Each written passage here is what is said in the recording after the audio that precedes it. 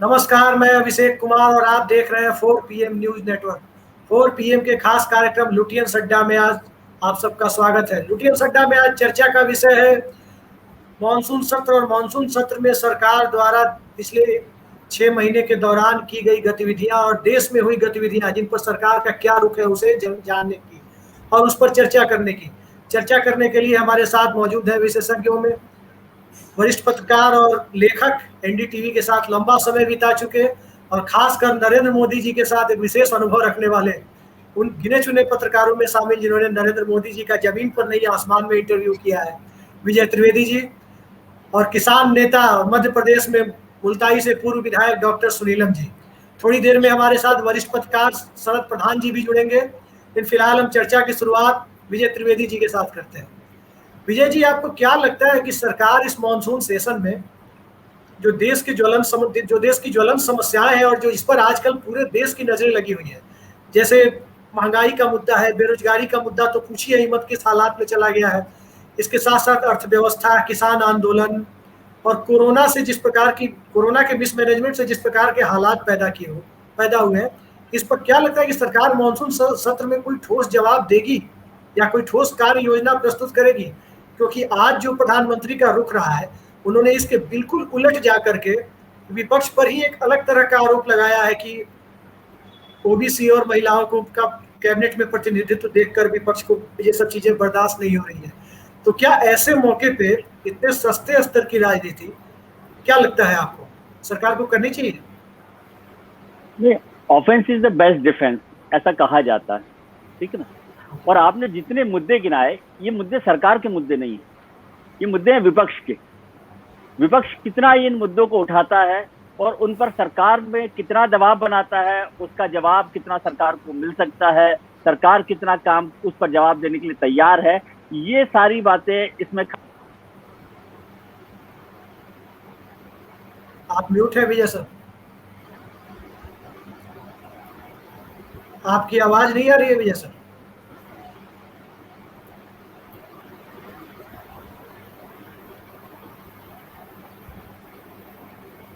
आपको अनम्यूट करना पड़ेगा। आप म्यूट है विजय सर।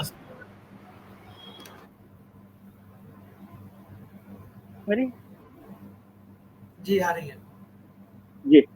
हाँ अभिषेक, मैं कह रहा हूँ जो आपने मुद्दे उठाए हैं, जिन बातों को आपने सवाल के तौर पर खड़ा किया है, वो मुद्दे सरकार के मुद्दे हैं, वो मुद्दे विपक्ष के मुद्दे हैं। चाहे वो कोरोना का क्राइसिस हो, किसान आंदोलन हो, बेरोजगारी हो, महंगाई हो, वो विपक्ष कैसे उन मुद्दों को उठाता है, कैसे सरकार पे दबाव बनाता है, कैसे सरकार से जवाबदेही तय करता है, ये सब मुद्दे विपक्ष के मुद्दे।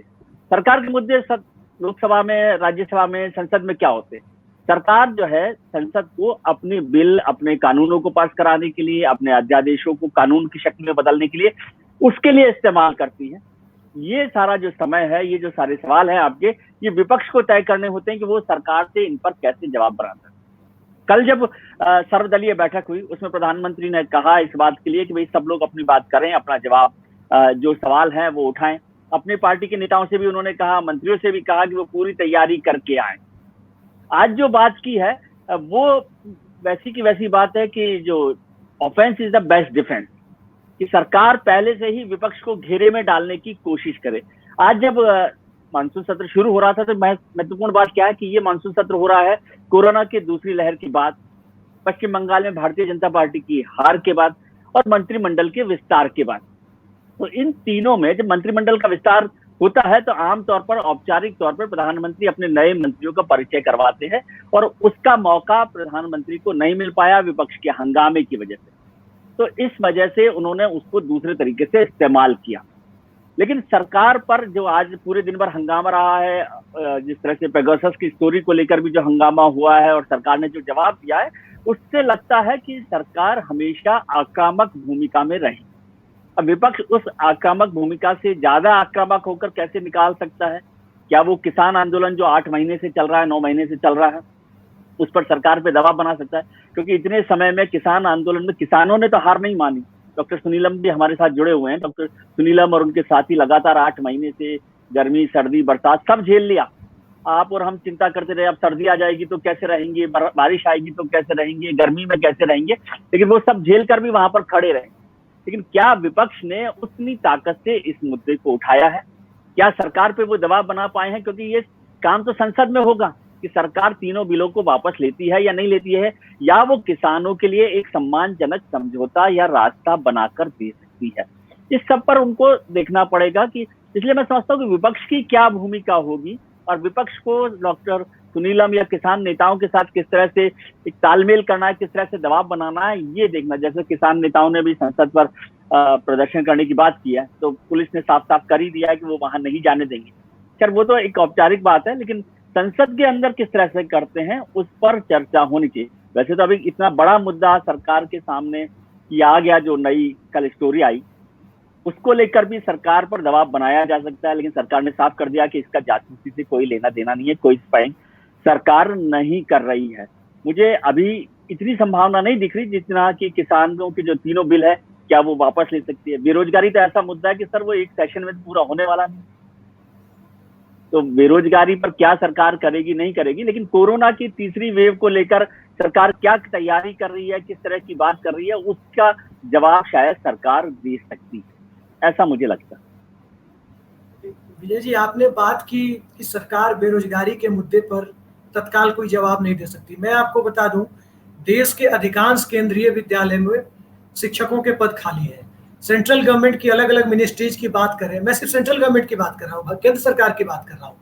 इसके अलावा बैंकों की स्थिति देखें क्या है, यहाँ तो प्राइवेटाइज करने की बातें चल रही है। तो फिर बेरोजगारी के मुद्दे पर सरकार अब नहीं तो कब जवाब देगी? रेलवे की हालत देखिए, एसएससी की हालत देखिए, हर जगह जितने लोग चाहिए उतने लोग नहीं है, आधे लोग नहीं है, सरकार उसे फुलफिल नहीं करी है। रेलवे की हालत देखिए क्या हो गई है। टेलीकम्युनिकेशन डिपार्टमेंट के प्राइवेटाइज होने के बावजूद सरकारी सेक्टर में जो थोड़ा बहुत बचा हुआ है वहां भी काफी सारी वैकेंसियां हैं, लेकिन इसे सरकार भर नहीं रही है। और विपक्ष इन मुद्दों को, आपने बिल्कुल सही कहा कि किस प्रकार से उठाता है। दूसरी बात आपने कही कि विपक्ष का मुद्दा है, ये मुद्दा विपक्ष और सत्ता पक्ष का नहीं है। देश के जो भी मुद्दे होते हैं, इस संसद की परंपरा रही है कि हमेशा से विपक्ष ही उसे उठाता है। हम लोग भी एक आंदोलन में पार्टिसिपेट किए थे और वो आंदोलन था यूपीएससी के सीसेट का आंदोलन। तो उस वक्त जो विपक्ष था 2013 में मनमोहन सिंह के समय में और 2014 में नरेंद्र मोदी जी के समय में, उस समय दोनों समय में जो विपक्ष के लोग थे उन लोगों ने ही हमारा साथ दिया था और वो मुद्दा उठाया था। तो ये मुद्दा सरकार और विपक्ष का ना कह करके इसे देश का मुद्दा ही माना जाए तो बेहतर है। हाँ, विपक्ष के प्रदर्शन पे जरूर सवाल है। मुद्दा देश का है, मैं कह रहा हूँ कि उठाने की जिम्मेदारी विपक्ष की है, सरकार उस पर कितना जवाब देती है। और रोजगार को, बेरोजगारी का जो आपने जिक्र किया, उसको सरकार ने एक नई टोन दे दिया। आप तो नौजवान लोग हैं, ये जो बेरोजगारी की डेफिनेशन जो आप दे रहे हैं वो हमारे जमाने की है। सरकार ने तो उसकी डिफाइन ही नए तरीके से कर दिया है कि बेरोजगारी दूर करने का मतलब सरकारी नौकरियां नहीं है। क्या रोजगार है? रोजगार के साधन उपलब्ध कराना है। तो रोजगार के साधन उपलब्ध कराना इतनी वेग चीज है कि जिसके लिए आपके लिए सारा रोजगार उपलब्ध है। आप किसान आंदोलन में बाहर जाकर पकोड़े बेचिए और रोजगार कीजिए। तो सरकार आप जो है ओल्ड डेफिनेशन पर काम कर रहे हैं, इसलिए सरकार ने एक नई भूमिका रोजगार के लिए तय कर दी है कि रोजगार के साधन जो है वो मुहैया कराए जा रहे हैं। अब तो रोजगार जो कार्यालय हुआ करते थे हमारे जमाने में, उनमें क्या रिकॉर्ड होता है, क्या रजिस्टर हो रहा है बेरोजगारों की संख्या, और ये भी मुझे जानकारी नहीं कि वो हो भी रहा है कि नहीं हो रहा है। नहीं, इसमें एक चीज और है विजय सर कि जो रोजगार की, जिस रोजगार की बात आपने की, भारत जैसे देश में एक इतिहास रहा है। आप देखिए 2004 से लेकर 2012 तक, खासकर 5 से 12 तक के 7 सालों में जिस तेजी से सरकारी नौकरियां दी गई, उसके पैरेलल प्राइवेट सेक्टर में भी रोजगार का सृजन हुआ। तो खास करके जब सार्वजनिक क्षेत्र में बाढ़ आती है नौकरियों की, तो प्राइवेट सेक्टर में ऑटोमेटिकली आती है। मोटे तौर पर कहें तो अर्थव्यवस्था उस दरमियान बूम करती है। और हमेशा से सार्वजनिक क्षेत्र जो पब्लिक सेक्टर है वही ड्राइवर सीट पर रहे हैं। प्राइवेट सेक्टर को रोजगार देने की तरफ उन्मुख करने का काम भी पब्लिक सेक्टर ने ही किया है हमेशा से। पब्लिक सेक्टर में जब रोजगार की बाढ़ आई है, पब्लिक सेक्टर में जब सैलरियां बढ़ी है, तो प्राइवेट सेक्टर में भी सैलरियां बढ़ाने के लिए और रोजगार देने के लिए दबाव बढ़ा है। ये इस देश में 1991 के बाद से होता रहा है और 2005 से 12 के बीच में कहीं ज्यादा परिलक्षित हुआ है। खास करके तब जब कम्युनिस्ट पार्टियों का केंद्र सरकार पे एक तरह से उनके कामकाज में एक तरह से कहें तो सीधा दखल था। सत्ता में वो भले ही नहीं थे, लेकिन न्यूनतम साझा कार्यक्रम के नाम पर उनका सीधा दखल हुआ करता था। उस दरमियान आप देखें कितनी रोजगार, IBPS एक संस्था है बैंकिंग की, इंडियन बैंकिंग पर्सनल सर्विस, उसको भंग कर दिया गया था। तब बीएसआरबी के नाम से अटल जी के जमाने में हुआ करता था। तो जब वो भंग हो गया था, बीएसआरबी डिफंक्ट हो गया था, तो प्राइवेट सेक्टर के बैंक भी नहीं खुल रहे थे। लेकिन जैसे ही पब्लिक सेक्टर के बैंक में नौकरियों की बाढ़ आई, ब्रांचेज बढ़े, आप देखिए छोटे छोटे कस्बे तक प्राइवेट सेक्टर के बैंक पहुंच गए। तो इसलिए पब्लिक सेक्टर को इग्नोर करके भारत में प्राइवेट सेक्टर से ये उम्मीद करना, ये गाड़ी के दो पहियों की तरह है यहाँ पर। चाहे वो मिश्रित अर्थव्यवस्था का दौर हो या आज जिसको कि कैपिटलिस्ट इकोनॉमी डिक्लेयर करने के समकक्ष ही मान ले तो ज्यादा बेहतर होगा, वो दौर हो। तो दोनों दौर में ये चीजें होती रही है।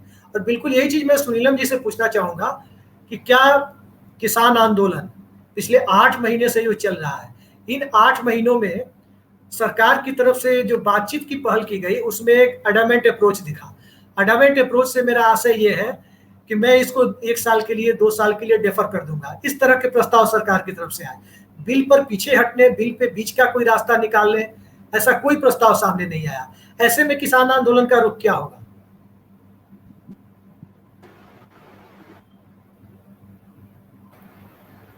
जी शुक्रिया अभिषेक जी।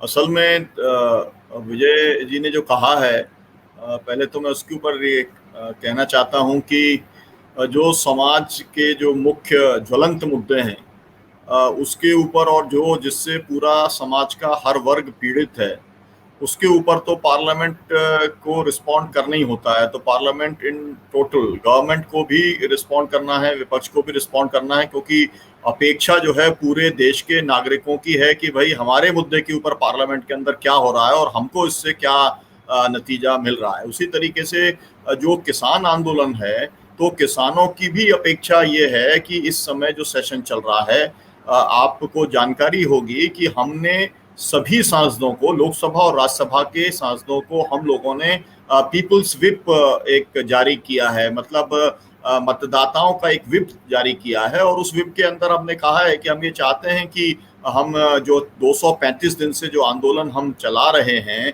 और 3 जो कानूनों को निरस्त करने का, और सभी उत्पादों की कानूनी गारंटी एमएसपी पर खरीद की, और बिजली बिल की वापसी का, और इसके बाद एनसीआर का जो प्रदूषण वाला बिल जो है, और उसके अंदर जो एंटी पीपल प्रावधान है, इसके ऊपर जो है सरकार रिस्पॉन्ड करे। और हमने ये कहा है पक्ष के भी सांसदों से और विपक्ष के भी सांसदों से कि आप इसके ऊपर बहस करिए। आप इसके अंदर हंगामा करके बाहर जाना या पार्लियामेंट नहीं चले, मतलब सरकार जो है वो जल्दी सत्र समाप्त कर दे और विपक्ष जो है उसको वो अकेला मतलब जो है वॉकआउट करके बाहर चला जाए, इससे काम नहीं चलेगा। हम लोग ये चाहते हैं कि रोज इन मुद्दों के ऊपर विपक्ष सवाल उठाए। आज उन्होंने सवाल उठाने का ध्यान आकर्षण करने का कोशिश किया, ये अच्छी बात है। और मैं बीच में रोकना चाहूंगा, सत्र ये चलेगा तब तक वो ये काम करेंगे। 22 तारीख से हम लोग, 22 जुलाई से 9 अगस्त तक हम लोग रोज 200 लोगों का जत्था जाएगा। ये बहुत दुखद है कि हमें जनपथ तक जाने देने के लिए भी, मतलब जंतर मंतर तक भी जाने देने के लिए भी ये सरकार तैयार नहीं है। जंतर मंतर तो अभी ओपन एक स्पेस है, एकमात्र स्पेस है जहां पर जो है प्रोटेस्ट होता है, और वहां तक भी जाने देने को तैयार नहीं है। तो डेमोक्रेटिक स्पेस जो है वो इस देश में किसानों के लिए है या नहीं है, उसी से जुड़ा हुआ सवाल ये जो पत्रकारों की जासूसी वाला है, उसी से जुड़ा सवाल जो लोग जेल में हैं उनका भी है। तो तमाम सारे सवाल हैं जिसके ऊपर डिस्कशन होना चाहिए। और रोजगार का और खेती का तो सीधा सीधा संबंध है। इस देश के अंदर आज भी 65% से ज्यादा लोग जो है वो रोजगार जो है खेती किसानी और गांव के लघु उद्योगों से ही पाते हैं। और अगर खेती किसानी समाप्त होती है या फिर इसका अगर टेक ओवर होता है अडानी अंबानी के द्वारा, तो लोगों के बहुत बड़े पैमाने पर रोजगार खत्म होते हैं। और इसलिए ये सवाल सीधा सीधा लोगों के रोजगार के साथ में जुड़ा हुआ है, क्योंकि अभी जो हुआ है वो तो ये है कि जब जो ये 3 कानून जिस तरीके से उन्होंने पारित करने की बात की है, लागू तो अभी नहीं हुए हैं, स्थगित हैं, रोक भी उसके ऊपर लगी हुई है, लेकिन उसके अंदर तो सब काम अडानी अंबानी और उसकी जो मशीनें हैं, पूरा मैकेनाइजेशन होगा। यहाँ तक कि मजदूर भी तय करने का काम जो कॉरपोरेट किसान के साथ में समझौता करेगा जमीन को लेकर के, उसी के ऊपर रहेगा, जो कॉन्ट्रैक्ट फार्मिंग की बात की गई है। तो मेरा मतलब है कि रोजगार को सीधे सीधे तौर पर जो है वो खत्म करने का एक बड़ी ये साजिश है। और इसका तो विरोध करेंगे। और इसी तरीके से आप बिजली का जो बिल है, आपको मालूम है प्राइवेटाइजेशन होगा, तो प्राइवेटाइजेशन के बाद में आज जितनी संख्या जो भी कर्मचारी आज लगे हैं बिजली कर्मचारी की, उनकी भी छटनी होना है, उनकी भी संख्या 50% तक जाने वाली है और बिजली कई गुना महंगी होने वाली है। मैं जब आपसे बात कर रहा हूँ तब मैं आप सोचिए कि 15,000 बिजली का बिल आया और ऑनलाइन 40,000 रुपए बता रहा है। आज ही मैंने अधिकारियों से बात की। ये एक मिडिल क्लास के या जो है उसकी स्थिति है, मतलब जिसमें केवल 3 कमरे हैं वहां क्या ये अगर स्थिति है तो फिर निजीकरण पूरा हो जाने के बाद में जो बिजली के बिल आएंगे उसमें तो आदमी का जीना भी सरवाइव नहीं करेगा। तो मेरा मतलब है कि ये सब ऐसे मुद्दे हैं जो कि पब्लिक के मुद्दे हैं और पब्लिक के मुद्दों के ऊपर ही पार्लियामेंट को रिस्पॉन्ड करना चाहिए। और हम ये उम्मीद करते हैं कि पार्लियामेंट चलेगी, पार्लियामेंट के अंदर डिस्कशन होगा और सरकार ये बताएगी कि आखिरकार अभी तक जब से ये आंदोलन चालू है और जब से उन्होंने ये 3 कानून लेके आए हैं तो पूरे देश के अंदर कितनी ऐसी घटनाएं हुई हैं जहां पर कि व्यापारी जो है वो पैसा किसानों का लेकर के भाग गया है और उसका कोई अता पता नहीं है, केवल एफआईआर है। मतलब जो हमारी एक बड़ी जो प्रॉब्लम थी वो प्रॉब्लम ये थी कि आप जब मंडी व्यवस्था खत्म करेंगे और आप जब एक प्राइवेट मंडी को ले आएंगे और प्राइवेट आदमी खरीद लेगा और करोड़ों रुपया, मेरे यहाँ मध्य प्रदेश में करीब 40-50 करोड़ रुपया का ऐसे अलग अलग जगहों पर हो गया है जहां पर कि कहीं पर 2 करोड़, कहीं 5 करोड़, कहीं 10 करोड़ की खरीद हो गई और उसके बाद में व्यापारी लापता हो गया। अब उसका कुछ भी नहीं है, मतलब अब एफआईआर है केवल और किसानों का तो पूरा पैसा डूब गया। और किसान की एक बार जब डूबता है तो उसका तो पूरा रोलिंग ही समाप्त हो जाती है, क्योंकि वो तो केवल सर्वाइवल के लिए उसका पैसा रहता है। ये बात सब सर्वविदित है। तो ये सब सवाल हैं। तो महंगाई का सवाल इतना ज्यादा है कि किसानों का जो इनपुट कॉस्ट बढ़ी है वो 40% तक बढ़ी है और जो समर्थन मूल्य बढ़ा है 4% बढ़ा। आपने कर्मचारियों के लिए तो 28% का डीए आपने दे दिया। हमने ये मांग की कि भाई आप 28% जो है कम से कम हमारा भी आप एमएसपी बढ़ाने का काम कर दो। तो ये सब चीजें ऐसी हैं जिसके ऊपर विपक्ष सवाल उठाएगा, सरकार रिस्पॉन्ड सरकार को करना चाहिए। ये आम जनता के कंसर्न है और पार्लियामेंट जो है अगर वो जनता के कंसर्न जो है उसको अगर वो कैटर नहीं करती है, अगर उसके ऊपर वो ध्यान नहीं देती है तो एक आ जाएगा कि वो सुन नहीं रही है ना। फिर लोग तमाम सारे किस्म की टिप्पणियां करेंगे, जो ना सुनने वाले को क्या कहा जाता है, ना देखने वाले को क्या कहा जाता है ना। गांधी जी के क्या क्या सब बहुत सारी सब टिप्पणियां होंगी। तब फिर लोगों को लगेगा कि संसद का अपमान हो रहा है। लेकिन संसद से जो अपेक्षाएं हैं वो सांसदों को भी पूरी करनी है, तो सत्ता पक्ष और विपक्ष दोनों को पूरी करनी है। ये पूरे संसद की गरिमा का भी सवाल है, संसदीय व्यवस्था का भी पूरा सवाल है कि आखिरकार मतलब जिसे कहते हैं टॉपिंग शॉक पे ही बन करके रहेगी या इससे कुछ नतीजे भी आएंगे। तो हम चाहते हैं कि इससे नतीजे निकलें। आपको ये भी मालूम है कि मजदूर वर्ग जो है वो पूरी तरीके से मैदान में है। आपको शायद कम लोग ये जानते हैं कि 16 जून को एक ऑर्डिनेंस लेके आया, 30 जून से लागू हो गया कि उसमें अब जो है मजदूर हड़ताल करेगा तो वो इलीगल है और हड़ताल करने के बाद में मतलब उसकी बर्खास्तगी हो जाएगी, उसकी गिरफ्त केस उसके ऊपर लग जाएगा, सब कुछ काम समाप्त हो जाएगा। मतलब इस देश में पूरे ट्रेड यूनियन को ही जो है, जो संवैधानिक पूरी एक व्यवस्था थी, एकजुट होने का अधिकार, स्वतंत्र अभिव्यक्ति का अधिकार, जो भी कुछ था वो सब इस सरकार ने खत्म कर दिया।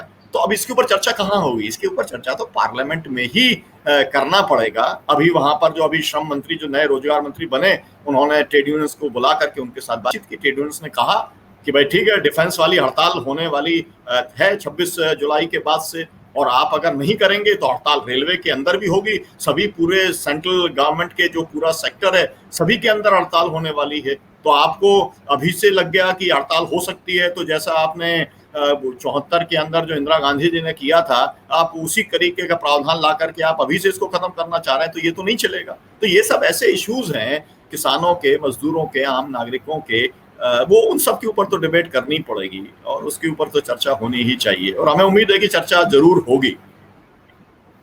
लेकिन चर्चा तभी होगी ना जब आपके समाजवादी साथी हरिवंश जी चर्चा करने की इजाजत देंगे। कृषि बिल को उन्होंने किस प्रकार से पास कराया वो सबने देखा। फिर ऐसे हालात में क्या आपको लगता है कि संसद में कोई कंस्ट्रक्टिव चर्चा हो पाएगी इन सब मुद्दों पर? अभी यशवंत सिन्हा जी से मेरी बात हो रही थी पिछले दिनों, उन्होंने बताया कि 25% से भी कम विधेयक ऐसे हैं जो स्टैंडिंग कमेटी में जा रहे हैं। ऐसे हालात में क्या आपको उम्मीद लगती है कि मॉनसून सेशन में चर्चा हो पाएगी? देखिए, संसद को चलाने की एक व्यवस्था है वो व्यवस्था आज से नहीं है, जब से जो पार्लियामेंट बनी है तब से है। उन व्यवस्थाओं का सम्मान होना चाहिए। कार्य के पूरे तरीके हैं उसी तरीके से कि किस मुद्दे के ऊपर ध्यानाकर्षण होगा, कहाँ पर स्थगन के ऊपर चर्चा होगी, क्या प्रश्न के जवाब आएंगे, सब एक प्रक्रिया पूरी बनी हुई है। उस प्रक्रिया का सम्मान जो है वो इस सरकार को करना चाहिए और विपक्ष को उन अपॉर्चुनिटीज का अधिकतम इस्तेमाल करना चाहिए। यही है पार्लियामेंट्री की व्यवस्था के अंदर, तो यही हो सकता है। नहीं करने देंगे तो फिर पूरी दुनिया के अंदर ये पूरे जो संसदीय व्यवस्था है इसका जो फार्स है, जो नौटंकी है, वो पूरी दुनिया के सामने आएगी। लोगों के अंदर दुनिया में थू-थू होगी। तो वो हो ही रही है। जिस तरीके से आपने देखा कि मतलब हाउस ऑफ कॉमन्स में चर्चा हुई, कनाडा में और न्यूजीलैंड में, ऑस्ट्रेलिया में पार्लियामेंट्स में चर्चा हुई, और वहां पर ये सब जो बात आपने कही, वहां पर ये चर्चा है कि भाई ऐसे कैसी पार्लियामेंट हिंदुस्तान की है कि सबसे बड़ी डेमोक्रेसी कहते हैं इसको, और वहां पर इस तरीके से रोल किस तरीके से हो गया। तो ये तो एक सवाल है, ये देश की गरिमा और देश की प्रतिष्ठा के साथ भी जुड़ा हुआ सवाल है कि हमारे को भारत की संसद का जो है तौर तरीके के साथ में जो है संसदीय परंपराओं का पालन करते हुए, संसदीय जो सिद्धांत है उनका पालन करते हुए इस पार्लियामेंट को चलाना चाहिए। और पार्लियामेंट के ऊपर कोई नहीं है, ये बात केवल कॉन्स्टिट्यूशन में ही नहीं कही गई है, देश के अंदर सब लोगों को इसको मानना भी चाहिए। और उम्मीद है कि इस दिशा में काम बढ़ेगा। हम लोग तो आशावादी हैं, तभी बैठे हुए हैं 235 दिन से, और बैठे रहेंगे जब तक मोदी जी जो है हमारी सवालों को हल नहीं करेंगे। हम बैठे रहेंगे। मोदी जी अपना प्रधानमंत्री के तौर पर बैठे, हम लोग सड़क पे बैठेंगे और अपने तरीके से ध्यान आकर्षण की कोशिश हम करते रहेंगे। विजय जी, मैं आपसे ये जानना चाहूंगा कि आपने संसद को 80 के दशक से कवर किया है। उस दौर में भी आपने संसद को कवर किया है जब मुट्ठी भर विपक्ष के सांसद हुआ करते थे, और तब भी संसद में तर्कपूर्ण बहस होती थी।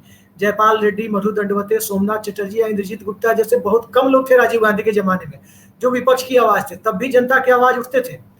उस दौर में भी पंचायती राज बिल को मंजूरी नहीं मिल पाई थी। उस दौर में भी महेंद्र सिंह टिकैत के नेतृत्व में एक बहुत बड़ा किसान आंदोलन हुआ था और सरकार को काफी हद तक झुकना पड़ा था। उस दौर में भी बोफोर्स के मुद्दे पर जेपीसी बनानी पड़ गई थी। लेकिन आज की संसद में और आज की सरकार में ये किस तरह का रुख है, जहां इस तरह की कोई चीजें हो नहीं रही है। किसी भी मुद्दे पे ना तो बिल स्टैंडिंग कमेटी में जा रहा है, ना तो कोई विवादास्पद मुद्दा सेलेक्ट कमेटी में जा रहा है, ना सरकार की तरफ से कोई इस तरह का बयान दिया जा रहा है कि जिससे कि सभी पक्षों को उससे संतुष्टि, एक हद तक संतुष्टि मिल सके। ना ही सदन की बैठक के पहले कार्य मंत्रणा समिति, जो एक तरह से स्पीकर की कैबिनेट कही जाती है, सभी दलों के लोग होते हैं, कार्य मंत्रणा समिति में इस तरह का कोई कॉन्क्रीट फॉर्मूला निकल पा रहा है कि सदन सुचारू रूप से चल सके। और तो और कई बार ये देखा गया है कि सत्ता पक्ष के लोगों का इंटरेस्ट इसमें ज्यादा है कि सदन कैसे ना चल पाए, सदन में कोई बहस ना हो पाए, कोई मुद्दे ना उठ पाए। तो ये किस ढंग का माहौल है, और इस माहौल में आखिर जनता अपने चुने हुए प्रतिनिधियों से किस प्रकार की उम्मीद करे जब कुछ हो ही नहीं पा रहा है। साउथ ब्लॉक, नॉर्थ ब्लॉक और लोक कल्याण मार्ग से सत्ता चल रही है, तो कैसे ये उम्मीद की जा सकती है। बिल्कुल इसी तरह से सत्ता चलाने के लिए दिल्ली से एक ब्यूरोक्रेट को लखनऊ भी भेजा गया है, उन्हें एमएलसी भी बनाया गया है। तो ये जो राजनीति का जो नौकरशाहीकरण है, संसद के नौकरशाहीकरण की बात तो मैं नहीं करूंगा क्योंकि ऐसा अब तक देखा नहीं गया है ढंग से, लेकिन राजनीति का जो नौकरशाहीकरण है, क्या इस व्यवस्था में आम आदमी आपको नहीं लगता कि पिसता हुआ नजर आ रहा है? देखिए, डॉक्टर सुनीलम ने जो बात की है, जो चिंता जाहिर की है, वो वाजिब है कि संसदीय व्यवस्था में किस तरह से चर्चा हो। लेकिन मैं कहता हूं कि जितना उदाहरण आपने दिया, तो वो विपक्ष की भूमिका की चर्चा आपने ज्यादा की है, सरकारों की भी चर्चा की है। अब किसान आंदोलन को ही लें तो अभी पिछले दिनों मंत्रिमंडल का विस्तार हुआ, उसमें से 12 मंत्रियों को हटाया गया, उसमें से 6-7 कैबिनेट मंत्री भी है। जो आंदोलन, किसान आंदोलन 8 महीने से चल रहा है, उससे जुड़े हुए मंत्री, कृषि मंत्री, उनको तो नहीं हटाया गया। इसका मतलब सरकार का रुख साफ है। इसका मतलब ये भी साफ है कि प्रधानमंत्री जी की तरफ से उनको आश्वस्त है कि भाई कृषि मंत्री ने जो किया है वो ठीक किया है, या कृषि मंत्री जी को पता है कि प्रधानमंत्री जी ने जो कहा है वो कर रहे हैं। ठीक है, ये बारीक लाइन है उसकी कि समझने के लिए। और मैं बार बार कहता हूं कि संसदीय व्यवस्था में जब विपक्ष संसद में कोई बात को रखने के लिए हंगामा करता है और सदन को जो है एडजॉर्न कर दिया जाता है, तो मैं उसे सरकार पे दबाव नहीं बल्कि सरकार के समर्थन की नीति मानता हूं। क्योंकि हाउस जब भी नहीं चलता है तो वो सरकार के फायदे की बात होती है। क्योंकि सरकार तो उससे बच जाती है। आप कोई भी इशू पर कोई हंगामा करेंगे, सदन नहीं चलेगा, और जो लोकसभा अध्यक्ष हों या उपसभापति हो या सभापति हो राज्यसभा के, यदि वो हाउस को एडजॉर्न कर देते हैं तो ये सरकार के फायदे का काम होता है, इसमें सरकार का कोई नुकसान नहीं होता। यदि विपक्ष बाहर आके डॉक्टर सुनीलम को समझाए कि हमने 5 दिन हाउस नहीं चलने दिया किसान आंदोलन पर, तो वो किसानों के फायदे की बात नहीं है। 5 दिन हाउस को चलाइए और किसानों के आंदोलन पर बात करने के लिए सरकार पर दबाव डालिए, समझे? तो वो काम नहीं हो रहा। जो यशवंत सिन्हा वो बात बिल्कुल ठीक है कि जी, यशवंत सिन्हा जो बात कह रहे हैं वो बिल्कुल ठीक बात है कि स्टैंडिंग कमेटी को, मैं तो देखता रहा हूँ कि स्टैंडिंग कमेटी पहले संसद के सत्र से ज्यादा काम स्टैंडिंग कमेटी में होता था, लेकिन आजकल स्टैंडिंग कमेटी की भूमिका ही खत्म हो गई है, क्योंकि स्टैंडिंग कमेटी में बिल के बारीक तरीके से काम होता है और सरकार को चाहिए कि उसमें कोई बुराई भी हो। ये किसान आंदोलन, किसानों से जुड़े बिल भी यदि स्टैंडिंग कमेटी के पास जाते हैं तो मुझे लगता है कि वो ज्यादा बेहतर हो पाते हैं। सरकार को लगता है कि उसके पास एक ताकत है, मेजोरिटी है, खासतौर से लोकसभा में, राज्यसभा में भी कमोबेश है, तो वो उसका इस्तेमाल करती है। सरकार को भी चाहिए कि लोग संसदीय व्यवस्था में केवल बहुमत से ही काम नहीं होता, विपक्ष की जो भूमिका है उसका भी इस्तेमाल किया। और वहां पर बहुत इंटेलिजेंट ब्राइट फेसेस हैं, ब्राइट माइंड्स हैं, जो इस सब में सरकार की और देश की दोनों की मदद करेंगे। ये प्रधानमंत्री जी ये बात बोलते हैं कि भाई हम चाहते हैं कि सब सदन चलना चाहिए और सबको अपनी बात कहने का मौका मिलना चाहिए, तो उसे हमें मानने में कोई आपत्ति नहीं है, लेकिन इन प्रैक्टिकल वो नहीं हो रहा। आज पहला ही दिन था, पहले ही दिन हाउस जिस तरह से चला है, जिस तरह से हंगामा हुआ है, उससे मुझे नहीं लगता अभी ये 19 दिनों की बैठक है इसमें, 19 सीटिंग्स है इसमें, और सरकार को अपने 29 बिल पास करना है, तो मुझे लगता है कि 29 बिल में से 20-25 बिल तो सरकार तो अपने बिल पास करवा लेगी, लेकिन क्या विपक्ष उस पर ठीक से भूमिका निभाकर उनको कर सकता है? मैं विपक्ष पर आरोप नहीं लगा रहा, लेकिन मैं चाह रहा हूँ कि विपक्ष और सरकार के बीच, बीएससी की आपने चर्चा की, बिजनेस एडवाइजरी कमेटी की मीटिंग हमेशा होती है। आपको जानकारी है कि हाउस शुरू होने से पहले हर दिन सवेरे भी जो सभापति होते हैं और स्पीकर ऑफिस में भी इसकी मीटिंग होती है, पार्लियामेंट्री अफेयर मिनिस्टर भी बैठक करता है, लेकिन उसका नतीजा क्या निकल रहा है ये महत्वपूर्ण है। बैठकों में यदि जाएंगे तो इस सरकार से पार नहीं पाएंगे। वो तो सर्वदलीय बैठक प्रधानमंत्री जी ने भी कर ली, लोकसभा के अध्यक्ष ने भी कर ली, वो सब हो रहा है जी, लेकिन उससे क्या नतीजा निकल रहा है वो महत्वपूर्ण बात है। जी सुनीलम जी कुछ कह रहे हैं? हाँ, मैं ये कहना हूँ कि असल में संसद को चलाने की जिम्मेदारी तो सरकार की है, सरकार की है, और वो सुचारू लेकिन सरकार सदन को नहीं चलने देना सरकार के फायदे की बात है, मैं ये कह रहा हूँ। जी, आप वो ठीक कह रहे हैं, आप ये ठीक कह रहे हैं कि वो उनके लाभ में जाता है, लेकिन मैं भी क्योंकि 2 बार मैं एमएलए खुद रहा हूं और हाउस की प्रोसीडिंग्स को देखा है।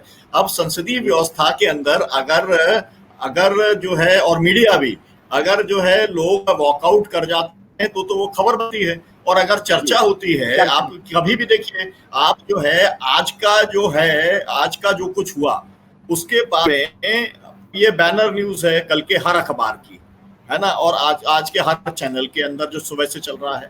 और कायदे से होना चाहिए था कि भाई ठीक है, आप जो है इसके ऊपर स्थगन आप प्रस्ताव देंगे, हम स्थगन प्रस्ताव के ऊपर चर्चा करने के लिए तैयार हैं, ये सरकार की तरफ से अनाउंसमेंट आ जाता, और वो 2-3 घंटे की चर्चा इसके ऊपर करा लेते। स्वाभाविक है, उनकी मेजोरिटी है तो स्थगन प्रस्ताव जो है वो गिर जाता है ना, उसमें कोई परेशानी की बात नहीं थी, करा सकते थे। लेकिन सरकार जो है चर्चा नहीं होने देना चाहती, तो अगर विपक्ष चाहता भी है, चाहे भी, तो भी चर्चा नहीं हो सकती, क्योंकि ये वाली सब बातें जो कह रहे हैं कार्य मंत्री, उसके अंदर ये सब होती बात होगी। लेकिन वहां पर चाहे जो भी कुछ हो, प्रैक्टिकली जो है वो अगर वो नहीं होता तो ये तो सरकार ही इसके लिए जिम्मेदार मानी जाएगी। अब विपक्ष इसके लिए क्या करेगा कि अगर आपको कहा है कि भाई आपको ठीक है, आप ये भी हो सकता था कि एक तरीका ये भी होता है कि भाई ठीक है, हम स्थगन नहीं लेंगे, हम ध्यानाकर्षण हम लेंगे, लेकिन लंबे हर जो है अपोजिशन के जो होता है तरीका कि अलग अलग पार्टीज के लोगों को बोलने का मौका मिलेगा, और ये 4-5 मुद्दे हैं, इसके ऊपर आप तय कर लो भाई, जो जो मुद्दे आप चाहते हैं सबके ऊपर हम चर्चा कराएंगे, पार्लियामेंट हाउस के अंदर चर्चा होनी ही चाहिए। लेकिन अगर आप नहीं है तो फिर पक्ष और क्या करता है, मतलब अगर वो जो हंगामा करना कहते हैं, वो वहां पे बोलना कहते हैं, क्या करे वहां पर? अगर चुपचाप बैठा रहेगा तो वही होने वाला है। जो आगे दृश्य हमको देखने मिलेगा वो क्या देखने मिलेगा? जो बात आपने कही कि 24-25 जो विधेयक हैं उन्हें जो है इसी तरीके से शोर शराबे के बीच में पारित करा लिया जाएगा, और जो है पार्लियामेंट की जो है कि चलेगी कितना 13 अगस्त तक की है, तो मेरे को लगता है कि हो सकता है 9 अगस्त की ना चले, उसके पहले ही जो है वो खत्म हो जाए, ये भी हो सकता है। ये नहीं होना चाहिए। मैं आपकी बात से 100% सहमत हूं। किसान आंदोलन को इस बात का इल्म है कि अगर इस तरीके से हो जाता है, हंगामा करके लोग बाहर आ जाते हैं, तो उससे हमारा नुकसान होगा। हम वो नहीं चाहते। हम चाहते हैं कि रोज डिबेट हो, और रोज जो है जो जनता से जुड़े हुए, किसानों और मजदूरों और आम नागरिक से जुड़े हुए मुद्दे हैं उसके ऊपर डिबेट हो। तो सवाल हमारे और आपके बीच में सहमति है, लेकिन पक्ष और विपक्ष के बीच में पार्लियामेंट के अंदर ये सहमति बनना जरूरी है, तब पार्लियामेंट सुचारू रूप से काम कर सकती है। तो हम लोग तो मतलब सर आपकी बात बिल्कुल ठीक है। ये जी सदन को चलने देना सरकार की जिम्मेदारी है। सदन चले, संसद चले, ये सरकार की जिम्मेदारी है। मैं इस जिम्मेदारी से नहीं बचने की बात कर रहा हूँ। मैं कह रहा हूँ कि सरकार की जिम्मेदारी है सदन चले, लेकिन सरकार के फायदे की बात यह है कि सदन ना चले। ईमानदारी की बात की, समझे? अब ये बात विपक्ष को कितनी समझ में आती है और उसको वो कैसे इस्तेमाल करता है, ये ज्यादा महत्वपूर्ण है। ध्यानाकर्षण प्रस्ताव, स्थगन प्रस्ताव, किसी भी तरह से वो चर्चा करे। क्योंकि आप याद कीजिए, मैं सरकार को बचाने के लिए नहीं कह रहा, आप याद कीजिए पिछले सेशन में इससे पहले क्या हो रहा था कि नहीं, सरकार की मांग हो रही थी कि सदन बुलाना चाहिए, हाउस बुला लिया गया। हाउस जैसे ही बुलाया गया उसके बाद विपक्ष के नेता ही बात करने लगे, नहीं कोरोना की वजह से हाउस को है ना जल्दी वो कर देना चाहिए, एडजॉर्न कर देना चाहिए, और वो प्री एडजॉर्नमेंट उसका हो गया। तो ये सब चीजों पर, ये तो सरकार के फायदे की बात हुई ना। इसलिए मैं कह रहा हूं, मैं सरकार की जिम्मेदारी से की बात ही नहीं कर रहा। और सरकार को कोशिश करना चाहिए कि जो मुद्दे हैं, क्योंकि रास्ता सरकार और विपक्ष दोनों देश के लिए है ना। कोरोना पर भी चर्चा होनी है, किसान आंदोलन की, और किसान आंदोलन सुलझेगा तो ये विपक्ष का फायदा नहीं होगा, ये सरकार का फायदा होगा, समझे? यदि ये विपक्ष किसान का आंदोलन खत्म हो जाता है, हमको अगर मैं इसके आगे बढ़ूं जी जी जी मैं अगर ये कहूं कि भाई सबसे बड़ा इशू अगर मान लीजिए, जिसमें मेरे हिसाब से तो 50 लाख से ज्यादा मौतें हुई हैं, है ना। सरकार 4 लाख कहे, न्यूयॉर्क टाइम्स 42 लाख कहे, क्योंकि मैं तो ये देखता हूँ कि मैं जिस कम नहीं मानता हूँ, क्योंकि हर जी मैं तो एक आदमी की मौत को भी बहुत महत्वपूपन मानता हूँ। 4 लाख को भी मैं कम नहीं मानता। लेकिन कोई भी परिवार ऐसा नहीं है, कोई भी परिवार इस देश का नहीं है, इस पूरे देश के अंदर 139 करोड़ की आबादी हो गई है अब, कि जिसके अंदर एक भी परिवार ऐसा नहीं है जो इससे प्रभावित ना हुआ हो, मतलब जिसके नातेदार रिश्तेदार मिला के कोई मौतें ना हुई हो। ऐसा एक भी परिवार इस समय बचा नहीं है। तो सवाल ये है कि इसके ऊपर भी अगर चर्चा कराने की बात आ जाए कि थर्ड वेव अब आ रही है, उसकी आपकी क्या तैयारी है? कितने ऑक्सीजन प्लांट आज की तारीख में आपके चालू हैं? आप देश को कब तक पूरे फुल्ली वैक्सीनेट आप करा पाएंगे? अगर आपने थर्ड वेव आने के पहले पूरे देश का वैक्सीनेशन कर दिया होता, जो कि पॉसिबल था, लेकिन क्योंकि आपके पास कोई वर्क प्लान नहीं है, क्योंकि आपकी प्रायोरिटीज नहीं है, आपकी प्रायोरिटीज एकदम दूसरी हैं। आपने जैसे प्रधानमंत्री ने जो बोला महिला का, और ये जो उन्होंने बोला पिछड़े वर्ग वाला या दलितों की का सवाल उठाया, तो वो सीधे सीधे उत्तर प्रदेश के अंदर वो एक जातीय सवाल खड़ा करना चाहते हैं। तो वो अपना एजेंडा सेट कर रहे हैं चुनाव को लेकर, तो वो एजेंडा है। लेकिन जो वास्तव में जो लोग हैं उनके लिए एजेंडा तो मतलब जीती जागती जो मौत उसने सामने खड़ी दिखलाई पड़ रही है, उनके लिए वो मुद्दा है। उनके लिए वो उनका परिवार के लोग जो हैं बाहर हैं, आंदोलित हैं, सड़क के ऊपर हैं, उनके लिए बड़ा मुद्दा है। उनकी रोजी रोटी जा रही है, उनके लिए वो बड़ा मुद्दा है। तो स्वाभाविक तौर पे इन मुद्दों को जो है कहीं ना कहीं इसके ऊपर जो है ध्यान देना ही पड़ेगा। और मुझको लगता है कि ये कोशिश जो है ऑपोजिशन की रहेगी ही।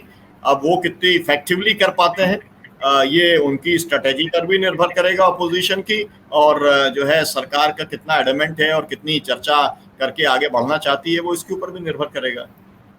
लेकिन सुनीलम जी और विजय जी, मैं दोनों से कहना चाहूंगा कि जब भी, खासकर भारतीय जनता पार्टी के मामले में, कि जब भी उसका एजेंडा धर्म से अलग होकर जातीय आधार पर सेट करने की कोशिश होती है, भारतीय जनता पार्टी को उसका नुकसान उठाना पड़ता है।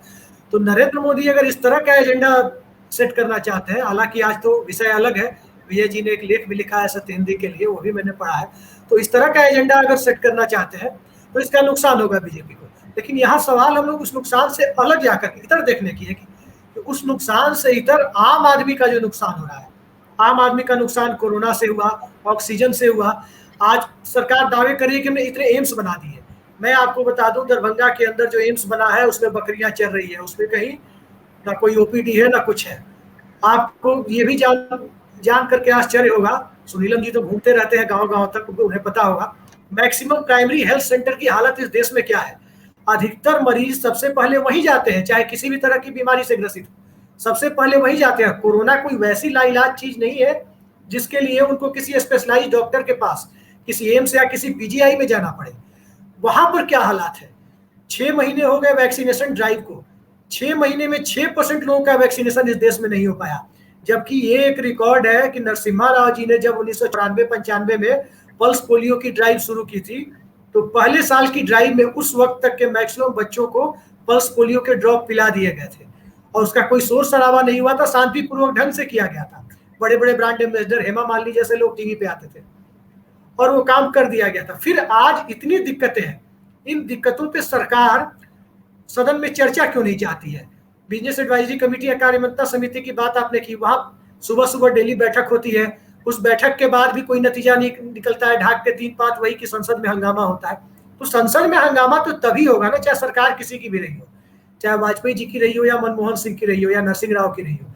जब भी संसद में हंगामा हुआ है, चाहे US 64 का मामला हो, विष्णु भागवत का मामला हो, कल्पनाथ राय के चीनी घोटाले का मामला हो, या मनमोहन सिंह के दौर में 2G स्पेक्ट्रम का मामला हो, जब भी संसद में 10 दिन 12 दिन 15 दिन संसद ठप होने की नौबत आई है, तो कहीं ना कहीं सत्ता पक्ष का एक रोल रहा है। उसने सत्ता पक्ष के रोल को डिनाई नहीं किया जा सकता कि सदन को स्थगित कराने में कोई चर्चा न हो, ऐसे हालात पैदा करो, तो इससे सत्ता पक्ष अपने आप को बचा नहीं सकता। और अब देश की जनता कम से कम सोशल मीडिया जब से आया है, सबके पास 1.5-2 GB डेटा दिन भर खर्च करने के लिए है। ऐसे हालात में न सत्ता पक्ष अपने आप को एक्सोनरेट कर सकता है, न विपक्ष एक्सोनरेट कर सकता है कि एक दूसरे पे आरोप लगा करके सदन नहीं चल रहा है, सदन को इसने नहीं चलने दिया, सदन को उसने नहीं चलने दिया, ये कह के नहीं कर सकते। ऐसे हालात में सत्ता पक्ष को आप जो कह रहे हैं विजय जी की उस हमेशा सरकार के फायदे में जाती है, मुझे तो नहीं लगता कि अब ये चीजें सरकार के फायदे में जाएगी, क्योंकि आम आदमी पहले से बहुत जला बैठा है। अभिषेक जी, जिस एजेंडा की बात आपने भारतीय जनता पार्टी की कि जिससे उसको नुकसान होगा, मुझे उसकी चिंता है नहीं। मैं इस पर चिंता भी नहीं करता, सोचता भी नहीं कि भारतीय जनता पार्टी का क्या एजेंडा है, सरकार का क्या एजेंडा है और उससे उनको जातिगत एजेंडा से फायदा होगा या नुकसान होगा, ये मेरी चिंता का विषय नहीं है। फायदा हो तब भी और नुकसान हो तब भी। मेरी चिंता ये है, जो सुनीलम जी की चिंता है, कि जो जनता के इशू है, जैसे कोरोना का मामला हुआ, तो कोरोना पर जैसे डॉक्टर सुनीलम ने कहा कि 50 लाख लोगों की मौत हुई, हो सकता है, लेकिन मैं तो 4 लाख मौतों को भी महत्वपूर्ण मानता हूँ। मैं तो एक आदमी की मौत को भी महत्वपूर्ण मानता हूँ, क्योंकि एक घर में जिसकी मौत होती है उसके लिए वो 50 लाख के बराबर ही है। तो उस पर सरकार ने क्या किया है, क्या तीसरी लहर को रोकने के लिए जो हमारे हेल्थ सिस्टम को, हेल्थ और जो मेडिकल सिस्टम है उसको तैयार किया गया है, क्या ऑक्सीजन प्लांट्स को तैयार किया गया है, और वैक्सीनेशन का जो ड्राइव, एक दिन तो आपके पास 80 लाख वैक्सीनेशन होता है, तब अभिषेक जी जैसे बड़े पत्रकार जो है बड़ा हंगामा करते हैं, बहुत बड़ा ड्राइव चल रहा है, और फिर जो है वो 20 लाख पर आ जाता है, 10 लाख पर आ जाता है, 15 लाख पर आता है, और आप कहते हैं कि 6% हो रहा है। तो वैक्सीनेशन ड्राइव पर सरकार की क्या रणनीति है, कैसे काम हो रहा है, अभी तक तो तय नहीं है। कोवैक्सीन चलेगी, कोविशील्ड चलेगी, स्पुतनिक चलेगी, फाइजर चलेगी, क्या होगा, किसके पास कहाँ आ रहा है, कुछ भी प्लान नहीं है। जो हिंदुस्तान में कहा जाता है कि सब राम भरोसे चल रहा है, तो राम राज्य लाने वाली सरकार में ये काम राम भरोसे चल रहा, समझे। तो इस पर सवाल खड़ा होना चाहिए, हेल्थ के लेकर किस तरह से काम हुआ। जब आपने नेशनल डिजास्टर मैनेजमेंट एक्ट लागू कर दिया तो केंद्र सरकार की जिम्मेदारी बन जाती है सीधी सीधी। तब आप ये कहकर नहीं बच सकते कि ये हेल्थ जो है स्टेट इशू है, समझे। पहले आपने वैक्सीनेशन के लिए वैक्सीन को बांटने का काम खुद जिम्मे लिया है, तो आज आप उससे नहीं बच सकते। लॉकडाउन का जो फैसला आपने पहले किया, तो आज बच नहीं सकते कि स्टेट्स अपने अपने तरीके से फैसला करे। ऐसे मुद्दों पर महत्वपूर्ण तरीके से चर्चा होनी चाहिए संसद में, मैं ऐसा समझता हूँ। और मैंने, आप थोड़ी सी मेरी बात को शायद मैं ठीक से नहीं समझा पा रहा, मैं ये नहीं कह रहा कि सरकार की जिम्मेदारी नहीं है सदन को चलाना, मैं बात दूसरी कह रहा हूँ। मैं कह रहा हूँ कि सदन नहीं चलना सरकार को कोई नुकसान नहीं करता, क्योंकि सरकार का जो एजेंडा होता है वो सदन को कैसे भी चला के पूरा कर लेते हैं, समझे। तो इसलिए सदन को चलाने की जिम्मेदारी विपक्ष की है, सरकार की है, लेकिन सदन नहीं चल रहा, इससे सरकार को नुकसान नहीं होता आमतौर पर। वैसे सरकार की जिम्मेदारी है, क्योंकि देश चलाना उनकी जिम्मेदारी है, सारी व्यवस्थाओं पर काम करना उनकी जिम्मेदारी है। और मैं समझता हूँ प्रधानमंत्री इस पर लगातार कोशिश करते होंगे कि सदन चले। ऐसा मैं नहीं समझता कि प्रधानमंत्री बचने की कोशिश करते हैं, कि वो हर इशू पर बचना चाहते हो। और मैं कह रहा हूँ वो तो जो तय कर लेते हैं उसी का आगे चलते हैं। जैसे किसान आंदोलन का आपने देख लिया कि 12 मंत्री हटाने के बाद भी कृषि मंत्री वहीं पर मौजूद है। इसका मतलब वहां पर व्यवस्था जो है वो प्रधानमंत्री के हिसाब से चलती है। रोजगार का इशू हो, महंगाई का इशू हो, सारे इश्यूज पर काम होना चाहिए। उनका संसद का कैसे मैक्सिमम यूटिलाइजेशन हो सके, मैक्सिमम यूटिलाइजेशन कैसे हो सके, इसको देखना। क्या आपको लगता है कि सरकार में मंत्रियों को इतने अधिकार हैं कि वो उनको हटा देने भर से मंत्रियों को इसके लिए जिम्मेदार ठहराया जा सके? इतने अधिकार है इस सरकार में मंत्रियों को? क्या हर मंत्री खुद को, अगर सरकार के ऊपर बैठे दो लोगों की बात छोड़ दीजिए, एक वाराणसी के सांसद महोदय की और एक गांधीनगर के सांसद महोदय की, उनकी बात अगर आप छोड़ दें तो क्या इस सरकार में कोई ऐसा मंत्री है जो अपने मंत्रालय के निर्णय और खासकर अधिकांश निर्णय, छोटे छोटे निर्णय भी खुद से ले रहा हो, जिसके लिए उन मंत्रियों को स्केपगोट बनाया जा रहा है? हर्षवर्धन जी क्या अकेले जिम्मेदार थे? अगर यही जिम्मेदारी है, अगर इतना ही जिम्मेदार माना जा रहा है, तो सबसे ज्यादा जिम्मेदार तो निर्मला सीतारमण और नरेंद्र सिंह तोमर है अपने मंत्रिमंडल, अपने विभागों के लिए। इस पर विजय जी आपका क्या मानना है? आपकी बिल्कुल ठीक बात कह रहे हैं आप, लेकिन मैं कहता हूं इसको थोड़ा सा बारीक तरीके से समझने की जरूरत है कि प्रधानमंत्री जो है वो सरकार के सभी बड़े फैसले लेते हैं, समझे, और मंत्री जो है उनको ये स्पेस तो कम से कम है कि वो उसे एग्जीक्यूट कैसे करें। एग्जीक्यूशन की सक्सेस रेट मंत्री के कामकाज की सफलता पर निर्भर करती है, वो कैसे काम कर रहा है। जैसे एक एग्जांपल मैं देता हूं नितिन गडकरी का। मैं नितिन गडकरी की तारीफ के तौर पर नहीं कह रहा, लेकिन नितिन गडकरी को जो काम सौंपा गया वो उसको एग्जीक्यूशन लेवल पर ठीक तरीके से कर रहे हैं। क्या प्रधानमंत्री उनको रोक रहे हैं? यदि हर्षवर्धन वैक्सीनेशन ड्राइव को ठीक से चलाते तो क्या प्रधानमंत्री उनको रोकते कि वैक्सीन ठीक से मत चलाइए? ऑक्सीजन प्लांट्स की यदि कमी हो रही है, क्या प्रधानमंत्री ऑक्सीजन प्लांट्स बांट रहे हैं? इसलिए हर बात पे प्रधानमंत्री पर हमला बोलना, या तो कह दीजिए प्रधानमंत्री अकेले चला रहे हैं, तो फिर क्यों मांग रहे थे आप इस्तीफा हर्षवर्धन का इतने समय से, और अभी क्यों मांग रहे हैं वित्त मंत्री का इस्तीफा? अगर प्रधानमंत्री सब करते हैं तो फिर मांग लीजिए प्रधानमंत्री का इस्तीफा और कर दीजिए तय। इसका मतलब है कि एग्जीक्यूशन लेवल पर देखिए, एक चैनल है, आप जिस चैनल के हेड कर रहे हैं, तो चैनल का ओवरऑल पॉलिसी क्या होनी चाहिए, क्या स्वरूप होना चाहिए, क्या प्रोग्राम बनना चाहिए, वो आप देखते हैं। लेकिन उसके एक एंकर को उसको बेस्ट एग्जीक्यूशन कैसे करना है वो देखना होता है, समझे। डॉक्टर सुनीलम है, वो इतने बड़े किसान आंदोलन को देख रहे हैं, वहां पर 5 लोग उस पूरे आंदोलन की पॉलिसी बनाते हैं, लेकिन उसके अलग अलग हिस्से को अलग अलग लोग एग्जीक्यूट करते हैं और उसका पनिशमेंट और उसका रिवार्ड उनको मिलता है। इसका मतलब नहीं है कि हर चीज के लिए डॉक्टर सुनीलम को आप जिम्मेदार ठहरा दें,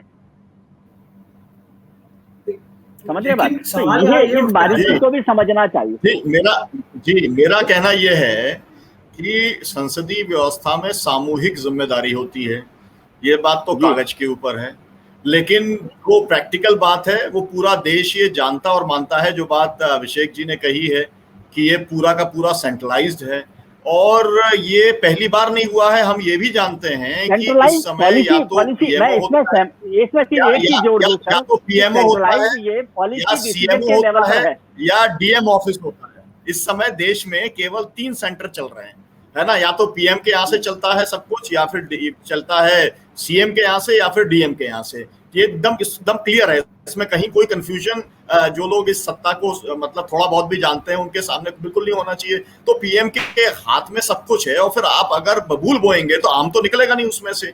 आपने जिस तरीके के जो पॉलिसीज, जिस तरीके से आपने प्रायोरिटीज उसकी सेट की हैं, या जिस तरीके से आपने फंड्स एलोकेशन किया है, तो हर्षवर्धन जो है आपके, अगर वैक्सीनेशन का पैसा ही नहीं है ना, और वैक्सीनेशन खरीदने का ऑर्डर ही नहीं है, और वैक्सीनेशन का ऑर्डर तो तब होगा ना जब पैसा होगा, और वही नहीं अगर है और आपने अलॉटमेंट ही नहीं किया है, तो उसमें हर्षवर्धन क्या करने वाले हैं, ये सवाल है। तो अच्छे एग्जीक्यूशन केले का भी सवाल नहीं है, जो एक डिसीजंस हैं उसका भी सवाल है, और वो डिसीजन मेकिंग जो है वो कितना ऑटोनॉमस है, कितना इंडिपेंडेंट है, और कितना खुद लेने की स्थिति में है। तो बिल्कुल जो है अभिषेक जी ठीक कर रहे हैं कि कोई मंत्री ऐसी स्थिति में नहीं है, और जो है तोमर जी को इसीलिए ही नरेंद्र सिंह तोमर जी को रखा गया है, और इसीलिए उन्हें हटाया गया कि जो चाहते थे कि भाई अडानी अंबानी के साथ में सरकार खड़ी हुई है, ये मैसेज है क्लियर, तो वो कंप्लायंस करने का काम कर रहे हैं, बढ़िया ढंग से वो काम कर रहे हैं कि हम 1 इंच भी नहीं हटेंगे, अडानी अंबानी की सेवा करते रहेंगे, तो अब ये इसलिए मेरे को कंप्लायंस के अंदर कहीं कोई दिक्कत नहीं लग रही। मेरे को ऐसा लगता है कि ये जो जेनेसिस है ना, उसका ही ये मैनिफेस्टेशन है जो कुछ गड़बड़ के तौर पे सामने आता है, और फिर आप क्योंकि खुद जिम्मेदारी नहीं लेना चाहते इसलिए कुछ लोगों का स्केपगोट बनाने का काम करते हैं। ये वाली बात एकदम साफ है। लेकिन सुनीलम जी, जहाँ तक बात रही है अडानी अंबानी की, तो ये हर सरकारों में होता रहा है। और विजय जी से मैं ये जानना चाहूंगा, क्योंकि विजय जी ने लंबे समय तक इस देश की राजनीति को देखा है, लुटियंस दिल्ली को देखा है, तो लुटियंस अड्डा पे मैं ये जानना चाहूंगा विजय जी से कि आपने ब्रजेश मिश्रा का दौर भी देखा है। शायद उतना ताकतवर प्रिंसिपल सेक्रेटरी हम लोगों के होशो हवास में पीएन हक्सर को हम लोगों ने देखा नहीं है, तो कभी नहीं आया होगा। तो ब्रजेश मिश्रा के समय में भी जो कंटेंसस इशू थे, जो विवादास्पद मुद्दे थे, उस समय कैबिनेट की बैठक होती थी, कैबिनेट में सभी लोग अपने विचार रखते थे। विवादास्पद मुद्दे, चाहे वो उधम सिंह नगर का मुद्दा हो, चाहे सुपर साइक्लोन का मुद्दा हो, चाहे कावेरी का मुद्दा हो, सरकार में एक एनडीए संयोजक हुआ करते थे जॉर्ज फर्नांडिस। उनके नेतृत्व में एक एम्पावर्ड ग्रुप ऑफ मिनिस्टर बना दिया जाता था। फिर तय होता था कि हाँ भाई इसमें क्या करना है, सारे लोगों को, सारे पक्षों को बुलाकर बात होती थी। इस सरकार में ये परिपाटी भी खत्म हो गई है। यहाँ बात करना ही गुनाह बना दिया गया है। अब बात करने के लिए कौन है? सरकार की तरफ से तय एजेंडे पे बातचीत होगी कि आप हमारे एजेंडे पे, चाहे किसान हो या स्टूडेंट हो, कोई भी हो, या कर्मचारी यूनियन हो, आप हमारे एजेंडे पे बात करने आइए। जो हम पेश कर रहे हैं उससे आप सहमत है तो ठीक है, नहीं सहमत है तो ठीक है। तो इस अप्रोच के साथ तो बात करने का कोई मतलब नहीं रह जाता है ना। ऐसा कभी नहीं हुआ था। आपने देखा होगा विजय जी, कावेरी का मुद्दा था, जयललिता जी का समर्थन था वाजपेयी सरकार को। डॉक्टर सुनीलम को जोड़ना चाहते हैं।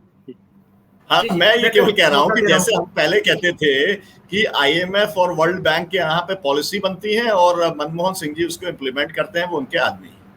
अभी जो है वो कॉर्पोरेट के ऑफिसेस के अंदर जो है अडानी अंबानी के यहाँ पर बनती है, और उसकी इम्प्लीमेंटिंग जो अथॉरिटी है वो नरेंद्र मोदी जो है उनकी सरकार है। बिल्कुल ये बहुत क्लियर कट है, और ये आरोप नहीं है। इसके मतलब कई जो दस्तावेज है वो कट पेस्ट होकर के सामने आए हैं, है ना, ये बात एकदम साफ है। तो इसलिए मेरा कहना ये है कि मतलब पूरा इसका पूरा सेंट्रलाइजेशन है, और वो सेंट्रलाइजेशन कुल मिलाकर के कॉर्पोरेट हाउसेस से ही वो गवर्न हो रहा है। और इसलिए जो हमारी एक्चुअली में जो है वो तो एक एग्जीक्यूटिव का जो काम है इम्प्लीमेंट करने का, वो हमारे जो विधायिका है वो काम कर रही है। ये बहुत एक बड़ा एक तरीके से जो सिस्टम है संसदीय लोकतंत्र, उसके सामने एक बड़ी चुनौती या एक गंभीर डेंजर के तौर पर ये सामने आया है कि अगर उसका यही शिफ्ट हो जाएगा, जो डिस्ट्रीब्यूशन ऑफ वर्क था वही इस तरीके से अगर शिफ्ट हो जाए, मुझे नहीं मालूम विजय जी सहमत होंगे या नहीं होंगे, लेकिन हम लोगों को जो दिखलाई पड़ रहा है किसान आंदोलन के अंदर, उसके अनुभव के आधार पर मैं कह रहा हूँ। मतलब दोनों वर्कर्स का भी प्रति जो पॉलिसीज आई भी, और जो किसानों को लेकर आंदोलन का सुनीलम जी, ये सिर्फ किसान आंदोलन की ही बात नहीं है, सभी मामलों में सरकार का एक एडमेंट अप्रोच दिख रहा है कि सरकार अपने एजेंडे सेट करके अपने लोगों को अगर बातचीत के लिए कहीं भेजती भी है तो उसी एजेंडे पे होती है। मैं दे रहा था उदाहरण विजय जी को कावेरी वाले विवाद का, जो शायद अटल बिहारी वाजपेयी जी की 6 साल की सरकार की सबसे बड़ी उपलब्धि थी, लंबे समय से चला रहा विवाद। उसमें भी जॉर्ज साहब और अटल जी ने मिल करके, जयललिता जी के समर्थन से सरकार चल रही थी, उनके अपने एजेंडे थे। इसके बावजूद करुणानिधि जी को, कर्नाटक की जेएच पटेल की सरकार को, सबको ऑन बोर्ड ला करके एक बीच का रास्ता निकाला गया, कावेरी ट्रिब्यूनल बनाया गया, और फिर उसके एक जुडिशियल वाटर डिस्ट्रीब्यूशन पॉलिसी पर फॉलो करने की एक गाइडलाइंस तय की गई। तो इस तरह की चीजें जहां सबको ऑन बोर्ड लेकर के बात करने की है। ठीक है, आपको विपक्षी दलों से सरकार को कुछ दिक्कतें हो सकती है, उनकी अपनी राजनीति है, विपक्ष की, सत्ता पक्ष की अलग राजनीति है, लेकिन जो किसान आंदोलन है, किसानों के मुद्दे हैं, जो छात्रों के मुद्दे, एसएससी का इतना बड़ा आंदोलन चल रहा था 2 साल पहले, ये सब जो मुद्दे हैं, ये सब तो राजनीति से परे अलग किस्म के मुद्दे हैं। इन सब पर भी सरकार एडमेंट क्यों है?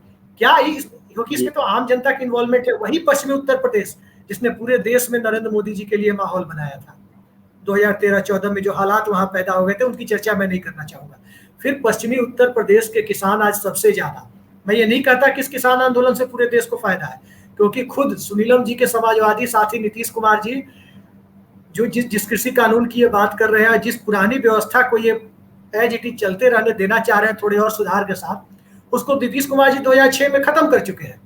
तो क्या केंद्र सरकार जो अब कर रही है, क्या इसे उचित ठहराया जा सकता है? इस अप्रोच के साथ समाज के किसी भी सेक्शन के से किसी भी सरकार को, चाहे किसी भी पार्टी की हो, irrespective of party, class and leader, किसी को भी इस अप्रोच के साथ बात करने जाना चाहिए। देखिए, बहुत सारे इश्यूज हो गए एक साथ, मैं छोटा छोटा सा बोलता हूँ।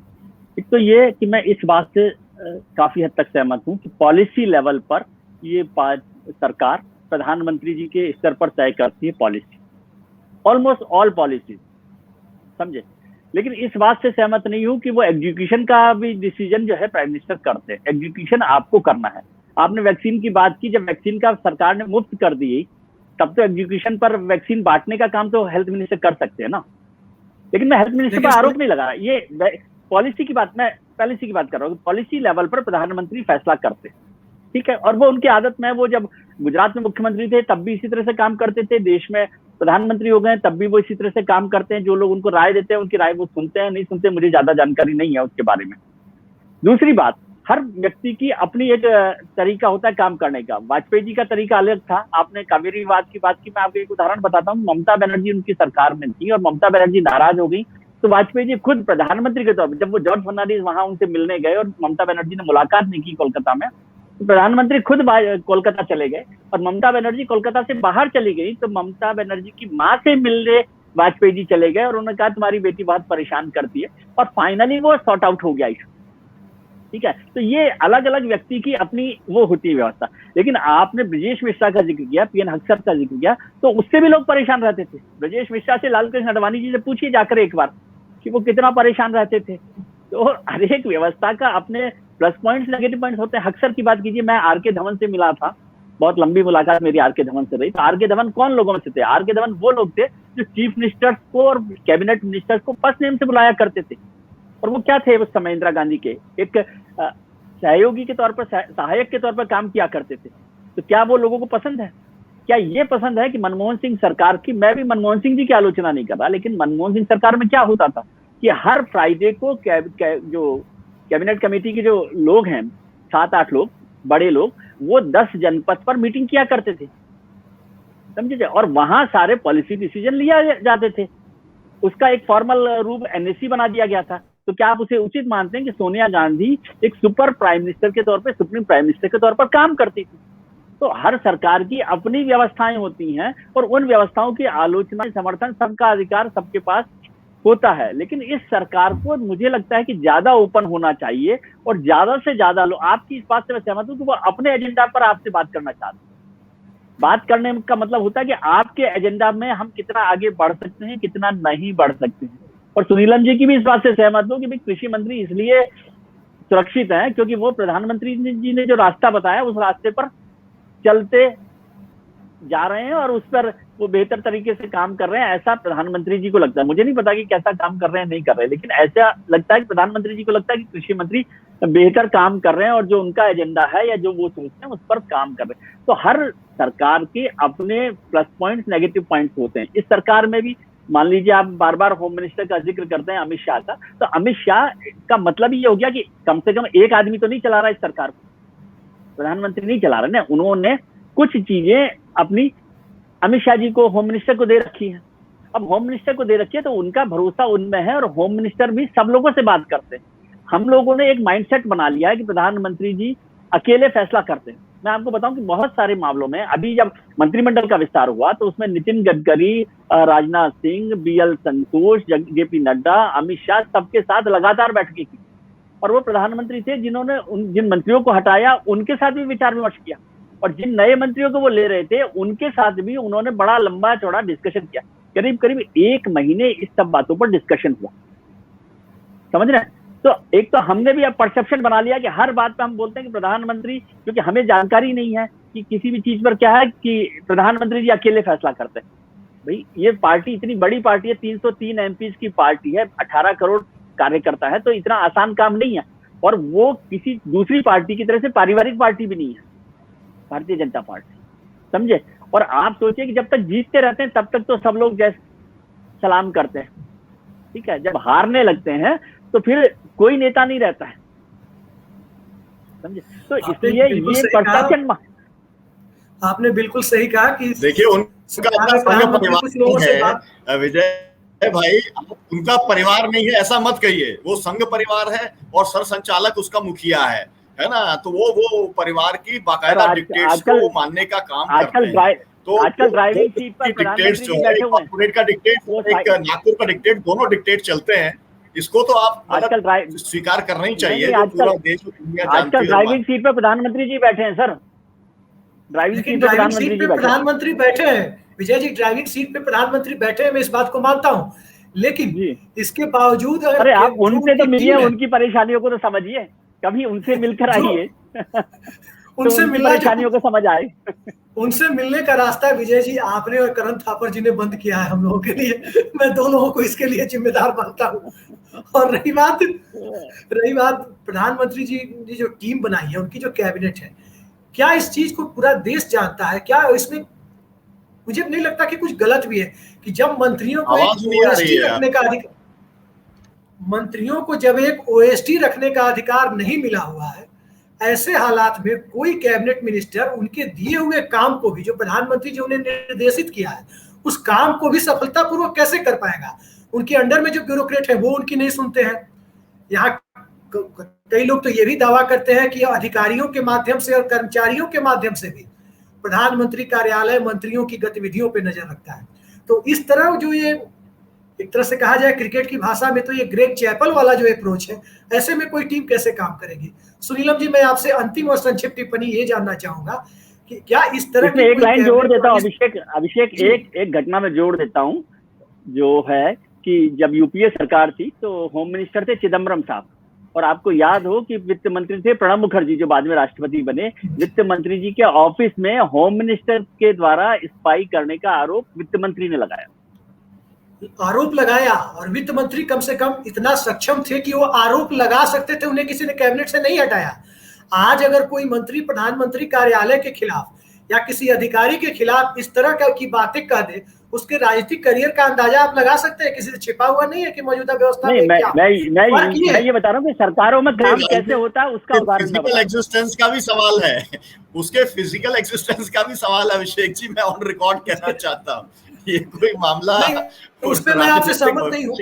उसमें सुनीलम जी, मैं उस मामले में आपसे सहमत इसलिए नहीं हूँ कि जब संजय जोशी जी जैसे लोग आज भी भारतीय जनता पार्टी से निकाले नहीं गए हैं, भले ही किनारे कर दिए गए हैं, और उनकी फिजिकल एग्जिस्टेंस है हम लोग के बीच, वो है, और बहुत अच्छे तरीके से सबसे मिलते जुलते हैं, बिना किसी सिक्योरिटी के मिलते।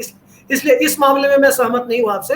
लेकिन हाँ, काम करने के तरीके सरकार में किस प्रकार से किनारे लगाया जा सकता है उस पर। लेकिन मैं आपसे अंतिम और संक्षिप्त टिप्पणी ये जानना चाहूंगा कि इस संसद सत्र में क्या आपको लगता है कि जो 29 विधेयक पेश किए जाएंगे उसमें 10 पे भी ढंग से चर्चा हो पाएगी?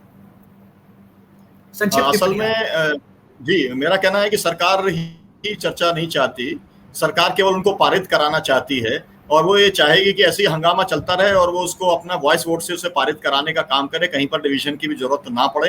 यही होने वाला है और यही उनकी कार्यशैली का एक हिस्सा है। ऐसा नहीं होना चाहिए, ऐसा हम लोग चाहते हैं। हम लोग चाहते हैं कि सभी मुद्दे जो आज की चर्चा में आए, उन सभी मुद्दों के ऊपर चर्चा होनी चाहिए, ताकि पूरे देश का एक विश्वास जो है संसदीय व्यवस्था के अंदर भी पैदा हो सके।